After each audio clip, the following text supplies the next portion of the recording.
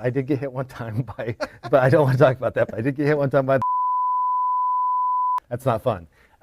This is the moment to be building, and anyone can do it. What's an insight that you keep coming back to? I can probably come up with 3 for you. Only one.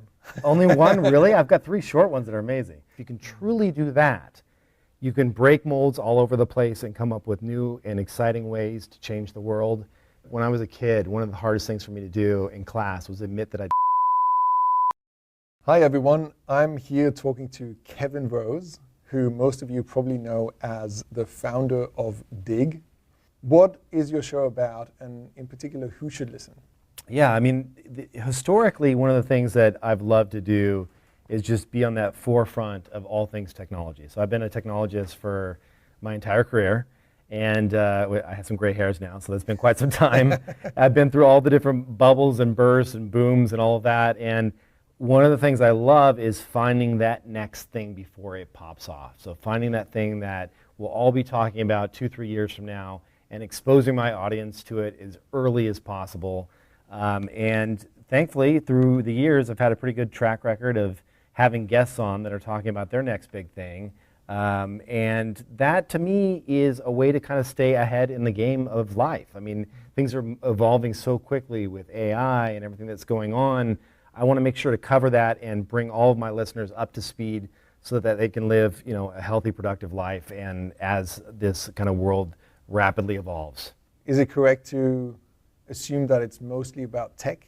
Yeah, the main thing that I'm thinking about these days is how can, AI is a very scary topic.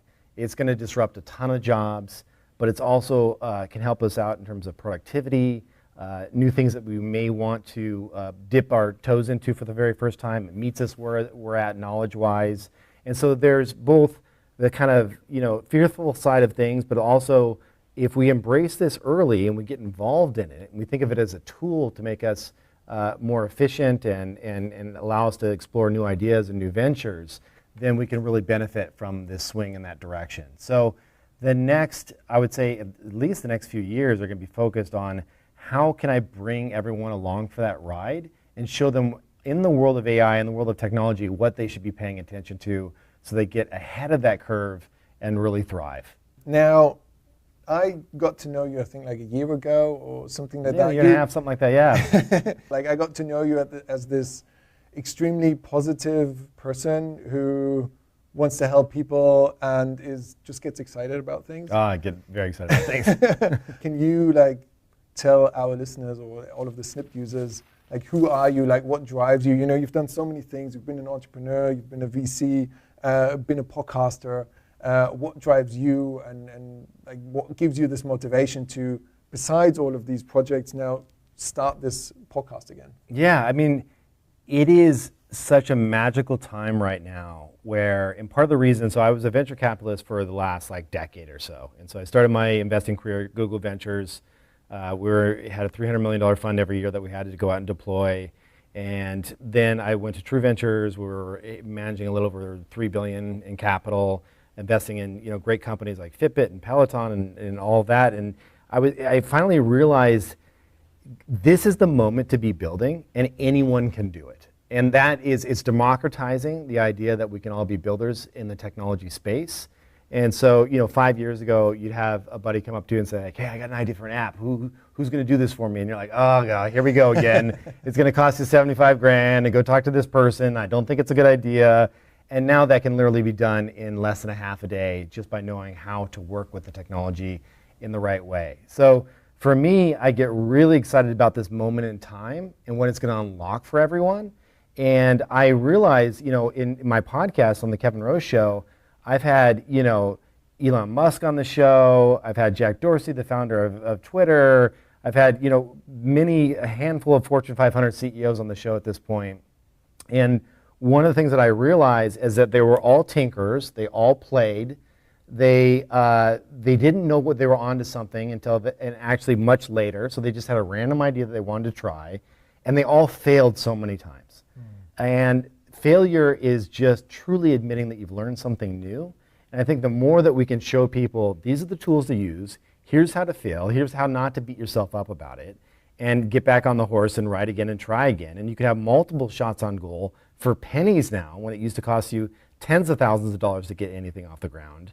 Like, that is the show that I want to create, that really kind of brings on the creatives and the people like yourself. I just had you on an episode that talk about their journey, how they got here, how they're building, how they're, like in your podcast that we just recorded, it's a wonderful thing that you're only 3 people.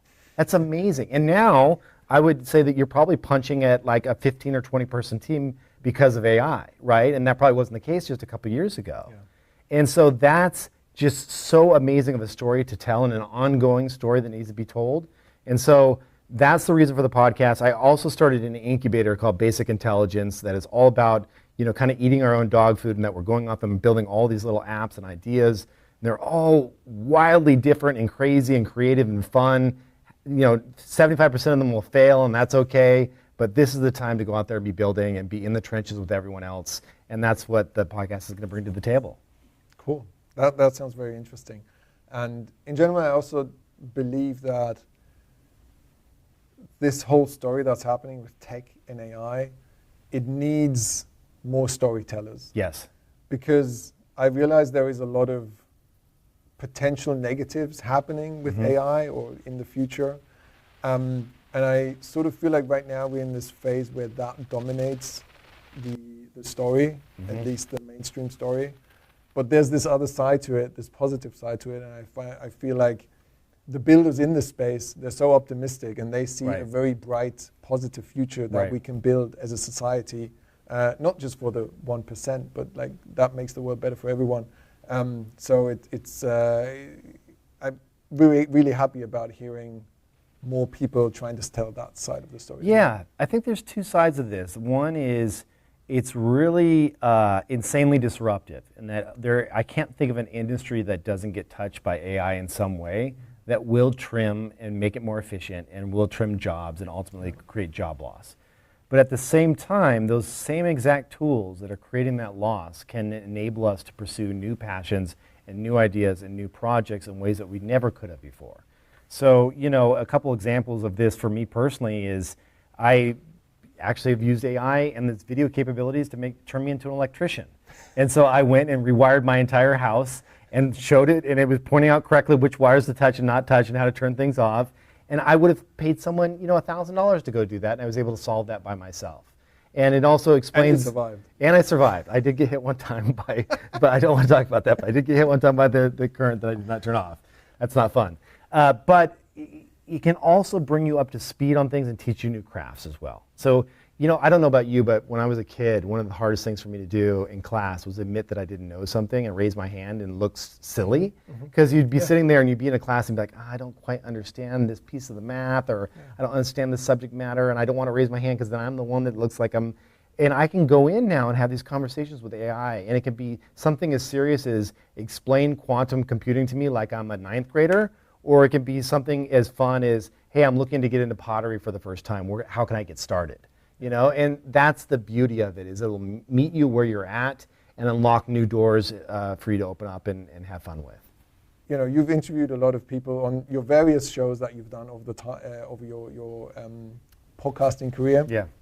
And I've spoken to so many interesting entrepreneurs. What's an insight that you've learned from some of your guests that you keep coming back to? I can probably come up with 3 for you. Only one. Only one? Really? I've got 3 short ones that are amazing. Let me think of one. Well, can I give you 2? Please let me have a little hall pass. I've got 2 really good ones. They're very wildly different. Constraints. Okay, constraints are good. Okay. I agree with that. As a product person, constraints are good. If if the people listening want more, they'll listen to your show. That's fair. Okay, so the one I won't mention is a quote from a Zen master that I had on my show. But the one I will mention is actually something that Elon Musk said to me many, many years ago when I had him on the podcast. And he was just getting SpaceX off the ground. And he was just, Tesla was starting to ramp up production. And he started talking about designing from first principles. And it was the first time I had heard him kind of talking about it publicly. And essentially how he boiled this down was that we have all these biases about how things should function in our everyday life, how the coffee cup that I'm holding in my hand should be structured, how the lid should snap on the way that it does. And there's all this pre-existing information that if we just continue to iterate on top of that, it won't be transformative. It'll just be sanding down of the rough edges of what already exists. And so his whole thing about kind of reasoning from first principles is forget that you even know about the coffee cup to begin with and say, I want to hold liquid. And go back to that level of just the kind of like beginner's mind, I don't know anything about this problem, and I want to solve it with fresh eyes. And if you can truly do that, you can break molds all over the place and come up with new and exciting ways to change the world because you're not working on iteration, you're working on transformation, which I thought was a very important principle to pick up and apply to my own life. Nice, nice. I think that's a really good spot to wrap it up. I always want to end this with a recommendation for an episode on your show. I think in this case it's quite easy. We just did an episode together. Yes. So go check out the episode with me as a guest. I loved it because we got in deep on all things AI and how it applies to you and where you're going in the future of your own app. So people want to see where your app is headed over the next few months. You have some very exciting stuff that you're working on that I can't wait to use. Yeah, that's great. So I'll link in the show notes to this episode, to your show, and also to where can people find you online if they want to follow you? On X, at Kevin Rose, on Instagram, at Kevin Rose. Those are the two places where I post little clips and kind of what I'm up to. Sounds great. Awesome. Thanks, Kev. Appreciate it.